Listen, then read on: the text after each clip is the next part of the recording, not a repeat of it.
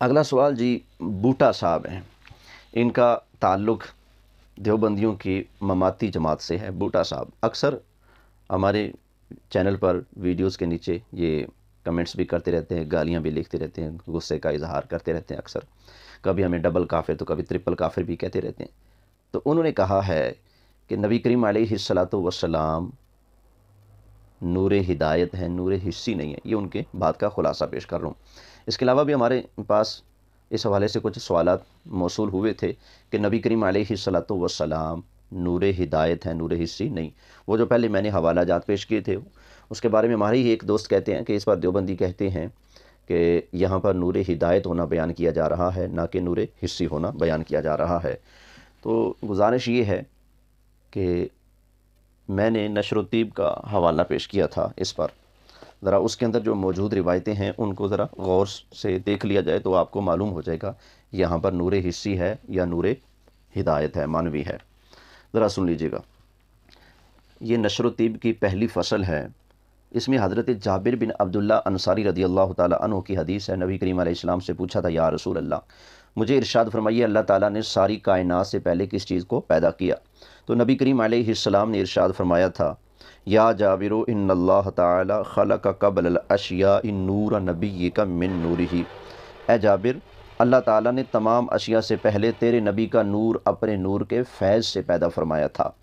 تو یہ حدیث پاک تھانوی صاحب نے کتاب کی ابتدا میں نقل کی ہے، اور تھانوی صاحب کہتے ہیں کہ میں نے اہتمام کیا ہے دوستوں کے کہنے پر کہ ایسی کتاب لکھی جائے جس میں صحیح روایات ہوں۔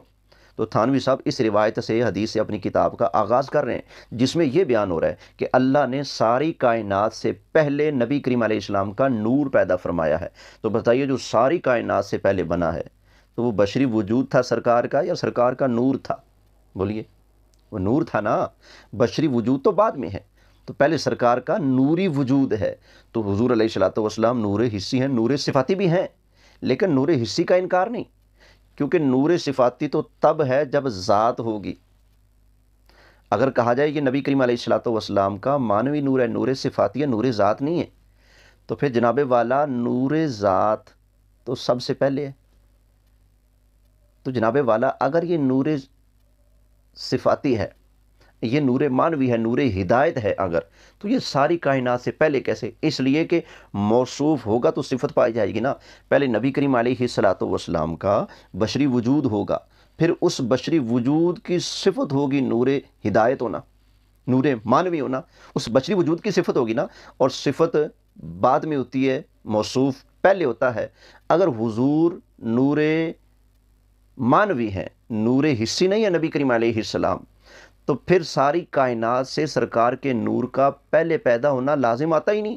اس کا رزلٹ یہ نکلے گا کہ پہلے سرکار کا بشری وجود ہے، پھر اس بشری وجود کی صفت ہے آگے نور مانوی، نور ہدایت ہونا، جبکہ حدیث شریف میں آیا اللہ نے سب سے پہلے نبی پاک کا نور پیدا فرمایا۔ ابھی بشریت تو بنی نہیں تھی، ابھی ابو البشر آدم علیہ السلام بھی نہیں ہے۔ ساری کائنات سے پہلے جب نبی کریم علیہ الصلوۃ والسلام ہے تو پھر کیا وہ نور مانوی تھا یا نور حسی تھا؟ تو نور حسی تھا نا، تو اللہ نے ساری کائنات سے پہلے نبی کریم علیہ السلام کا نور پیدا فرمایا ہے۔ پھر اس میں پانچویں روایت جو تھانوی صاحب نے نقل کی ہے وہ ذرا سن لیجئے۔ حضرت علی بن حسین یعنی امام زین العابدین رضی اللہ تعالیٰ عنہما سے روایت ہے، وہ اپنے باپ حضرت امام حسین رضی اللہ تعالیٰ عنہ اور وہ ان کے جد امجد یعنی حضرت علی رضی اللہ تعالیٰ عنہ سے نقل کرتے ہیں، نبی صلی اللہ علیہ وآلہ وسلم نے فرمایا کہ میں آدم علیہ السلام کے پیدا ہونے سے 14,000 برس پہلے اپنے پروردگار کے حضور میں ایک نور تھا۔ ابھی ابو البشر پہلا بشر آدم علیہ السلام پیدا نہیں ہوئے، حضرت آدم علیہ السلام سے بھی 14,000 سال پہلے نبی کریم علیہ الصلوۃ والسلام اپنے پروردگار کے حضور ایک نور کے وجود کے ساتھ موجود تھے۔ تو یہ نور حسی ہوا یا نور مانوی ہوا؟ اگر یہ نور مانوی ہے تو اس سے پہلے بشری وجود ہونا ضروری ہے۔ یہاں پر تو پہلا بشر کائنات کا آدم علیہ السلام ابھی نہیں بنے، تو پھر یہ نور مانوی کیسے ہوا؟ یہ نور صفاتی کیسے ہوا؟ تو پتہ چلا یہ نور ذات ہے اور یہ نبی کریم علیہ السلام کا نور حسی ہے۔ اب اس پر ایک اور حوالہ سن لیجئے۔ تبوک سے واپسی پر حضرت عباس رضی اللہ تعالی عنہ نبی کریم علیہ السلام کے عم محترم ہیں، حضور کے چچا ہیں، وہ عرض کرتے ہیں پیارے بھتیجے میں نے آپ کی نعت لکھی ہے سناؤ؟ حضور علیہ السلام نے فرمایا سناؤ۔ تو وہ حضور علیہ السلام کی بارگاہ میں عرض کرتے ہیں ورت نار الخلیل مقتتمن، یہ تھانوی صاحب کی نشر و تیب صفحہ 9 ہے۔ ورت نار الخلیل مقتتمن فی صلبہ انت کیف یحترق، اس کا ترجمہ تھانوی صاحب نے کیا کہ آپ نے نار خلیل میں بھی ورود فرمایا، چونکہ آپ ان کی صلب میں مخفی تھے تو وہ کیسے جلتے؟ یا رسول اللہ، آپ حضرت ابراہیم علیہ السلام کے اندر جلوہ گر تھے، جب آپ کا نور ان کے اندر جلوہ گر تھا تو آپ کی کیسے جرت تھی کہ وہ حضرت ابراہیم علیہ السلام کو جلا سکے؟ اگر نبی کریم علیہ السلام کا نور صرف نور صفاتی ہے، نور مانوی ہے، نور ہدایت ہے، نور حسی نہیں ہے، نور ذات نہیں ہے، تو پھر مجھے بتایا جائے حضرت ابراہیم علیہ السلام کے اندر نبی کریم علیہ السلام کی صفت کیسے آ گئی؟ اور وہ بھی اس وقت جب نبی کریم علیہ السلام کا بشری وجود ہی نہیں ہے۔ بشری وجود ہوگا تو اس بشر کی صفت ہوگی نا، ابھی بشری وجود ہی نہیں ہے تو اس بشری وجود کی صفت کیسے آ گئی؟ تو ماننا پڑے گا نبی کریم علیہ السلام کو اللہ تعالیٰ نے حسی اور مانوی دونوں اعتبار سے نور بنایا ہے، جیسا کہ تفسیر ساوی کا حوالہ بھی آپ کے سامنے پیش خدمت ہے، یہ آپ سکرین پر دیکھ لیجئے۔ اگلا شعر، حضرت عباس عرض کرتے ہیں یا رسول اللہ وَأَنْتَ لَمَّا وُلِدْتَ، آقا جب آپ پیدا ہوئے تھے، أَشْرَقَتِ الْأَرْضُ وَضَاءَتْ بِنُورِكَ الْأُفُقُ، یا رسول اللہ جب آپ پیدا ہوئے تو زمین روشن ہو گئی اور آپ کے نور سے، یہ نور حسی بیان ہو رہا ہے حضرت صاحب، نور حسی، یا رسول اللہ آپ کے نور سے، ضاءت بِنُورِكَ الْأُفُقُ، آپ کے نور سے آفاق منور ہو گئے، سو ہم اس ضیاء اور اس نور میں ہدایت کے رستوں کو قطع کر رہے ہیں۔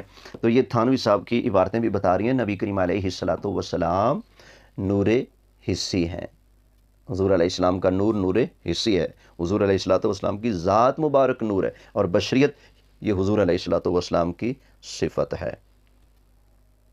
اب مجھے ایک بات بتائیے بوٹا صاحب، اگر نبی کریم علیہ السلام صرف نور مانوی ہیں، نور حسی نہیں ہے حضور کا، تو پھر مجھے بتائیں نبی کریم علیہ السلام کے مسکرانے پر دیواریں کیوں چمکتی تھیں؟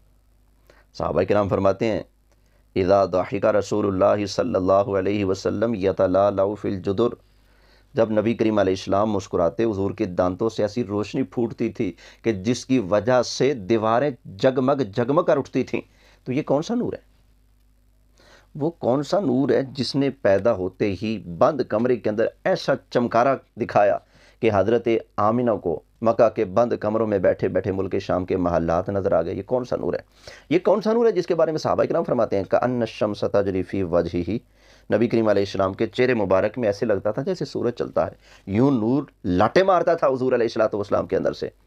وہ کون سا نور تھا؟ وہ کیا مانوی نور تھا کہ جب نبی کریم علیہ السلام دعا کے لیے ہاتھ کبھی کبھی بلند اونچے فرماتے تھے، وگرنہ یوں بسا اوقات حضور یوں دعا کے لیے ہاتھ اٹھاتے تو نبی کریم علیہ السلام کی بغلوں کے اندر سے روشنی ظاہر ہوتی تھی؟ کیا یہ نور مانوی ہے؟ اگر حضور علیہ السلام صرف نور مانوی ہیں، نور حسی نہیں ہے، تو اس کو اتنے ناز اور انداز اور اہتمام سے قرآن میں بیان کرنے کی ضرورت ہی کیا تھی؟ بتائیے نا ذرا، قرآن نے کیوں کہا قد جاءکم من اللہ نور و کتاب مبین؟ اگر صرف نور ہدایت ہیں تو نور ہدایت تو کوئی بھی ہو سکتا ہے بھائی، جو بھی دوسروں کو سیدھے راستے پر لگائے گا، مشورہ دے گا، صلاح دے گا، بھائی یہ غلط ہے، یہ درست ہے، ادھر نہ چلو ادھر چلو، وہ بھی تو نور ہدایت ہوا نا جی۔ تعلیمات نور ہیں، نور ہدایت ہیں۔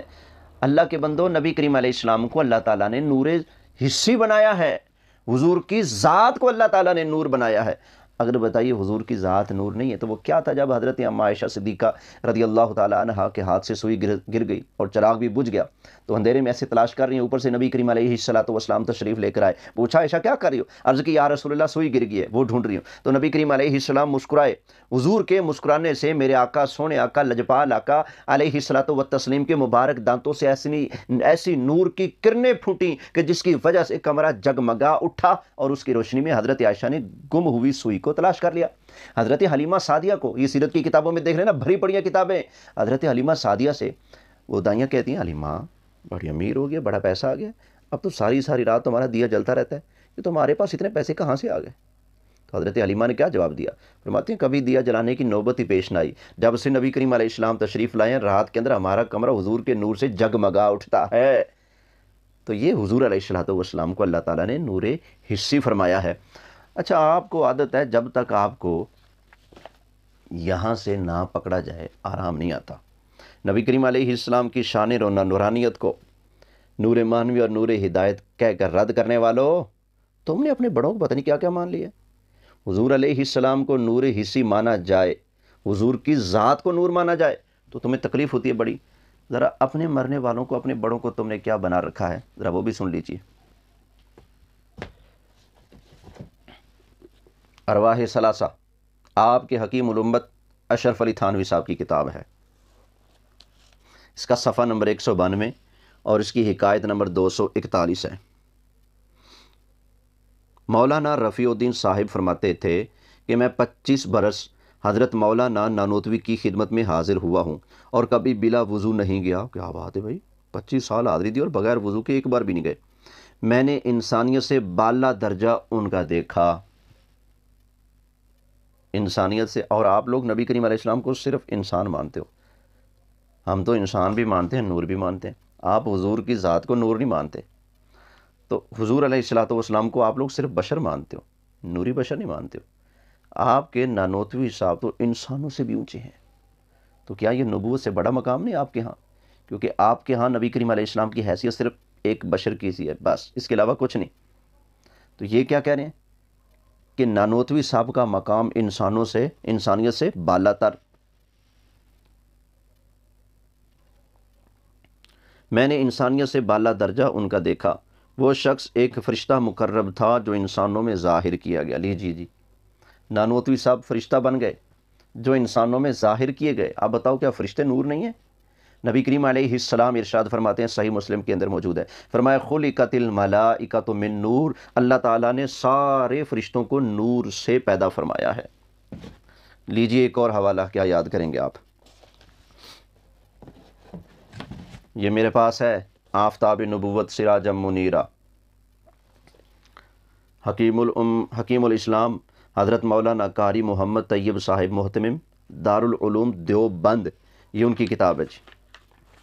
اب اس کے اندر دیکھ لیجئے کیا لکھا ہے۔ اس کا صفحہ نمبر 29 اور 30 سے پڑھ رہا ہوں۔ کہتے ہیں، چنانچہ آپ کے جسم مبارک، جمال مبارک اور حقیقت پاک سب ہی میں نورانیت اور جاذبیت نظر آتی ہے۔ بات کرتے وقت بنص حدیث آپ کے دانتوں سے نور چھنتا ہوا نظر آنا، بینی مبارک ناک کافور کی وجہ سے بلند محسوس ہونا، چہرہ مبارک کا چمک دمک میں سورج جیسا محسوس ہونا، بنص حدیث کا ان الشمس تجری فی وجہہ، گویا آفتاب آپ کے چہرے میں گھوم رہا ہے۔ 14ویں رات کے چاند سے چہرہ مبارک کا مقابلہ کر کے صحابہ کا چہرے کے نور کو چاند پر فوقیت دینا اور حقیقت محمدی کو حدیث میں نور کہا جانا، حقیقت محمدی کو بوٹا صاحب، حقیقت محمدی کو حدیث میں نور کہا جانا، سب اسی کے علامات و آثار ہیں۔ لیجئے، یہ مولوی طیب صاحب آفتاب نبوت سراج منیرہ کے صفحہ نمبر 30 پر لکھ رہے ہیں۔ لیجئے حوالہ، بات ابھی ختم نہیں ہوئی، حوالے آئیں گے انشاءاللہ۔ یہ آپ کے سرفراز گکھڑوی صاحب، ان کی کتاب ہے عبارات اکابر، اس میں لکھتے ہیں، موٹی ساری سرخی باندھیا، صفحہ نمبر 36 پر، دیوبند میں 4 نوری وجود، اور نوری وجود، نور ہدایت نہیں، صفاتی نور نہیں، نوری وجود، دیوبند میں 4 نوری وجود، یہ دیکھ لیں۔ آپ لوگ کہتے ہو جو نبی پاک کو نور مانے معاذ اللہ وہ سور ہے، تو یہ تو امتی کو نور مان رہے ہیں اور نوری وجود مان رہے ہیں، تو کیا یہ سور نہیں بنیں گے؟ نیچے لکھتے ہیں، حضرت میاں صاحب علیہ الرحمہ نے فرمایا کہ دیوبند میں 4 نوری وجود ہیں، ان میں سے ایک شاہ صاحب ہیں۔ لو جی، اپنوں کو نوری وجود دے دیا، نبی کریم علیہ السلام کے نور کی بات آئے تو آپ کے چہرے کے تیور بگڑتے ہیں۔ یہ کتاب دیکھیں جی، مرثیہ گنگوہی صاحب جب مرے تھے نا، تو ان کے مرنے پر یہ کتاب لکھی گئی تھی، اس میں ذرا دیکھ لینا۔ کہتے ہیں، الہی کیا کریں، کیوں کر سنیں وہ لحن داودی، الہی کیا کریں کیوں کر سنیں وہ لحن داودی، خدایا کس طرح آوے نظر وہ شکل نورانی. یا اللہ وہ لحن داودی، وہ حضرت داود والی آواز کہاں سے سنیں؟ اب ہم کیا کریں؟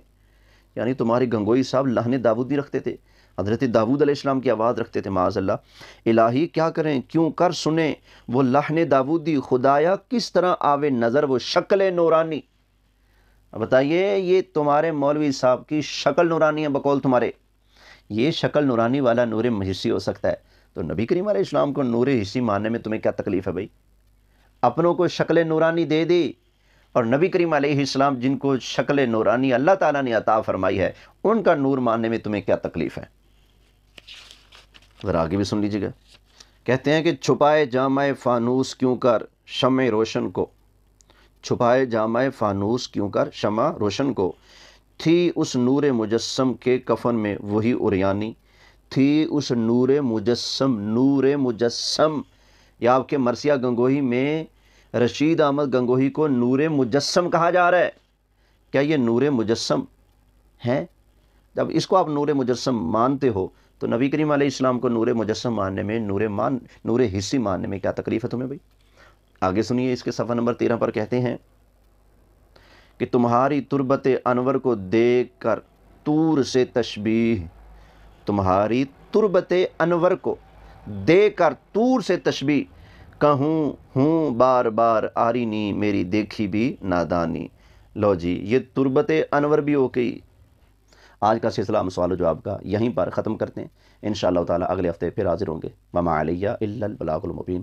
السلام علیکم ورحمۃ اللہ وبرکاتہ.